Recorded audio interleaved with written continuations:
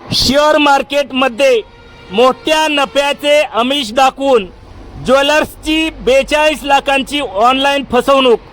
अनोळखी व्यक्तींच्या सांगण्यावरून पैसे गुंतवू नका, फलटण शहर पोलिसांचे आवाहन। शेअर मार्केट ट्रेडिंगमध्ये मोठ्या नफ्याचे आमिष दाखवून तब्बल 42 लाख रुपयांची ऑनलाईन फसवणूक केल्याची घटना उघडकीस आली आहे। या प्रकरणी फलटण शहर पोलिसात गुन्हा दाखल करण्यात आला आहे।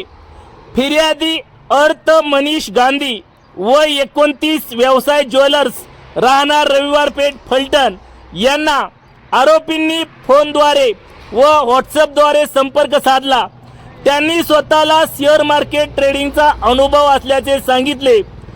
त्यानंतर MTF आणि शेअर मार्केट गुंतवणूक केल्यास मोठा नफा मिळवून देऊ असे आमिष दाखवून फिर्यादीचा विश्वास संपादन केला।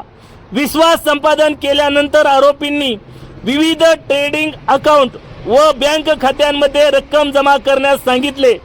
आरोपींच्या सांगण्यावरून फिर्यादी यांनी वेगवेगळ्या बँक खात्यांमध्ये UPI द्वारे सुमारे 42 लाख रुपये रक्कम पाठवली।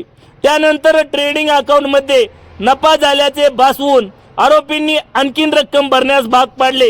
रक्कम परत मागितल्यावर विविध कारणे सांगून रक्कम परत केली नाही, तसेच मार्जिन भरणे व ट्रेडिंग पोझिशन्स रिलीज करण्याच्या नावाखाली पुन्हा पैशांची मागणी केली।